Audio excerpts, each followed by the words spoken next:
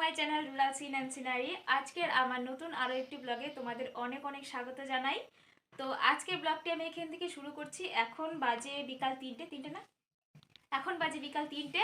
আর আজকে ব্লগটি এখান থেকে শুরু করছি কারণ আজকে আমরা যাব এক বিয়ে বাড়ি কিছুটা দূরে, মোটামুটি কত কিলোমিটার, 3-3.5 কিলোমিটার দূরে। তো আমরা আর কি বিকেল থেকে সাজগোজ আরম্ভ করে দিয়েছি, বৌদিকে থ্রেডিং করে দিচ্ছি। তারপরে আমরা রেডি হয়ে যাব আরেক পিসির বাড়ি, সেখান থেকে পিসি মশাই ওনাদেরকে নেব, তারপর সেখান থেকে যাব বিয়ে বাড়ি। তো আজকের ব্লগটি আমি এখান থেকে শুরু করছি, শুরু থেকে শেষ অবধি সবটা তোমাদের সঙ্গে শেয়ার করবো। আশা করছি খুব খারাপ লাগবে না, তো দেখতে থাকো।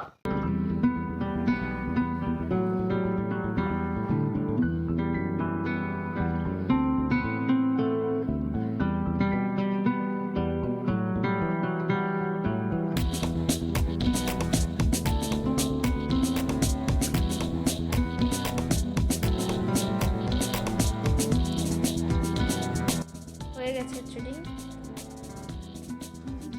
মুখের মধ্যে একটু গোটা গোটা আছে, কোনো ব্যাপার না। সন্ধে দিয়ে দিলাম, আর আজকে একটু গোপাল সোনাকে তাড়াতাড়ি শুয়ে দেব। আমরা তো বাড়িতে থাকবো না, তখন কে এসে শোয়াবে, আর আমি রেডি হতে হতে যদি যাই ভুলে তারপরে আবার কেলেঙ্কারি হয়ে যাবে। তাই একটু আজকে তাড়াতাড়ি শুয়ে দেবো। এমনিতেও সন্ধ্যের পরে পরে শুয়ে দিই, আজকে একটু তাড়াতাড়ি শুয়ে দেবো। আর যখন স্নান করেছিলাম তখন সোয়েটার গায়ে দিয়ে দিয়েছিলাম, আর পাশে চাদরটা রাখা আছে যেটা গোপালকে গায়ে দেওয়াই, তো এটা গায়ে দিয়ে দেবো। আর সোয়েটারটা খুলবো কিনা ভাবছি, হয়তো থাকবে। তো চলো, সন্ধে দেওয়া হয়ে গেছে, এবারে আস্তে ধীরে সবাই রেডি হতে থাকবে, আমিও একটু রেডি হব।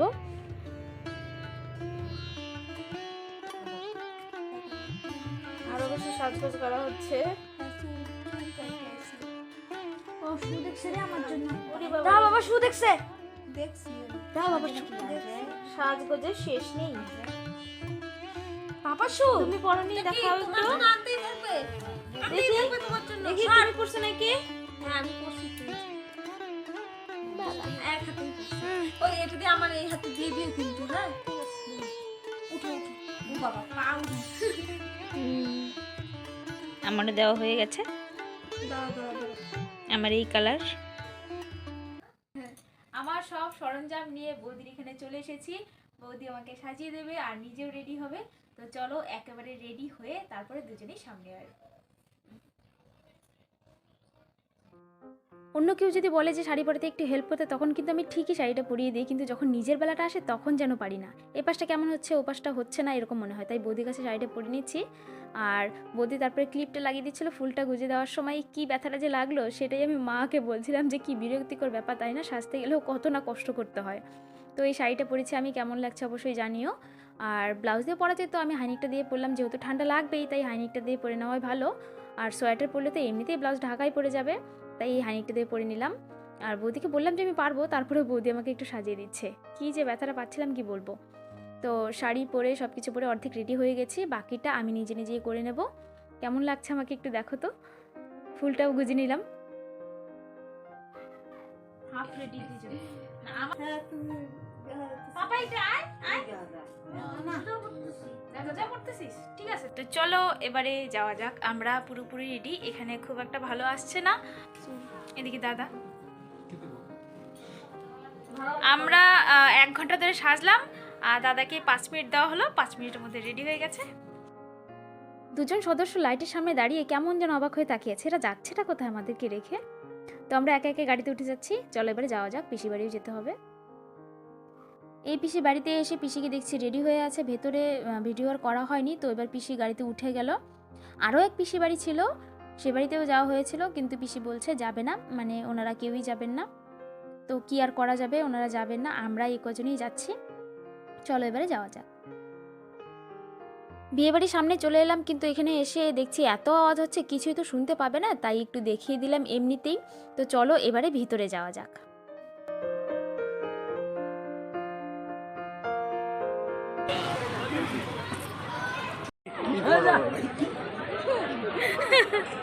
আমিও তুলি।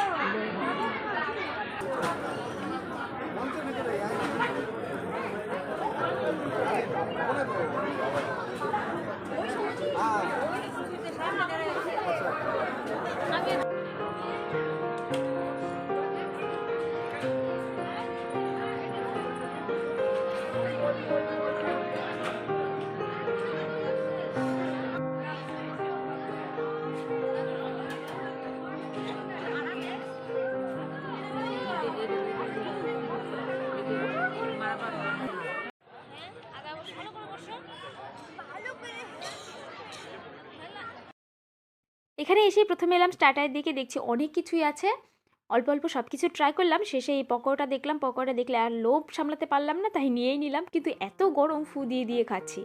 কিন্তু সব কিছু মিলিয়ে, সব কিছুর তুলনায় আমার এই পকোড়াটাই বেশ ভালো লাগলো। যাই হোক, খেয়ে নিচ্ছি, তারপরে যাব মেন খাবারের দিকে। খাবার টেবিলে এসে বসে আছি, অপর দিকে দেখো অন্য ব্যাচটা খাচ্ছে এখনও। কেমন যেন একটু ওলট পালট ব্যাপার, ওদিকেরটা শেষ হচ্ছে না, এই পাশেরটা শুরু হচ্ছে না, এমন একটা ব্যাপার। বসে বসে কি করব, তাই একটু মেনু কার্ডে দেখছিলাম কি কি আছে। অনেক কিছুই আছে, খাবার দাবার এখনও শুরু হয়নি। তারপরে আমাদের এখানে বিয়ে বাড়িতে কী হয়, আমাদের এখানে বললে ভুল হবে, সব জায়গায় প্রায় এখন এমন জিনিসটা হয়, লম্বা একটা লাইন লাগে। তো চলো একটু দেখিয়ে দিই কেমন লম্বা লাইন লেগেছে।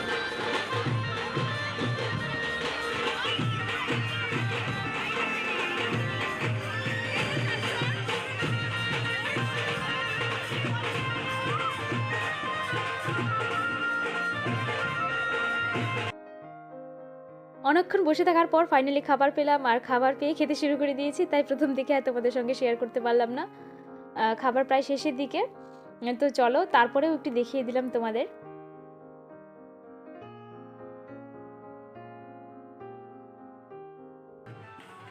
খাওয়া দাওয়া শেষ আমাদের, তাই আমরা একটু বিয়েটাও দেখে যাব ভাবছি, কিন্তু মনে হচ্ছে না পুরো বিয়েটা শেষ করা হবে।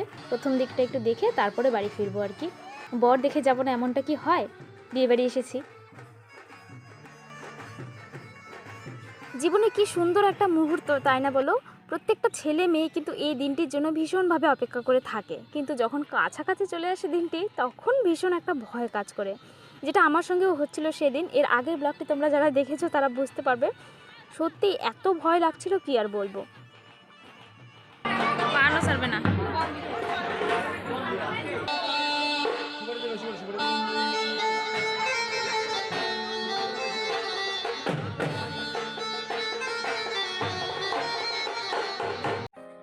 বাইরে এসে অনেকক্ষণ থেকে দাঁড়িয়ে আছে, সবাই একজোট এখনও হওয়া হয়নি। আর এখানে এত গান বাজছিল, আওয়াজ হচ্ছিল যে আমি কিছু শুনতে পাচ্ছিলাম না, হয়তো তাই বলছিলাম, তো কি বলছিলাম আমার কাছে ক্লিয়ার নয়, তাই আমি আওয়াজটা বন্ধই করে দিয়েছি।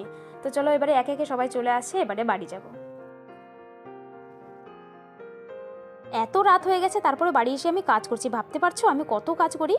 এই যে মাথায় গুজে রেখেছিলাম ফুলটা, সেই ফুলটা যে নষ্ট হয়ে যাবে আমি এটা মানতেই পারছিলাম না, তাই একটা পেট্রোলিয়াম জেলি কৌটোতে সামান্য জল ভরে এতে আমি ফুলটা গুজে দিয়েছি। আজকের মতো থাক, নষ্ট হবে না। সুন্দর জিনিসকে সতেজ রাখার জন্য তো একটু প্রচেষ্টা করতে হবে, তাই না? তারপরেই আমি একটু হাতে মুখে ময়শ্চারাইজার লাগিয়ে ঘুমিয়ে পড়বো। তো এরই সঙ্গে আজকে ব্লগটাও আমি এখানে শেষ করব। কেমন লেগেছে অবশ্যই কমেন্টে জানিয়ে, ভালো লাগলে লাইক দিয়ে পাশে থাকতে ভুলো না। শুভরাত্রি, টাটা।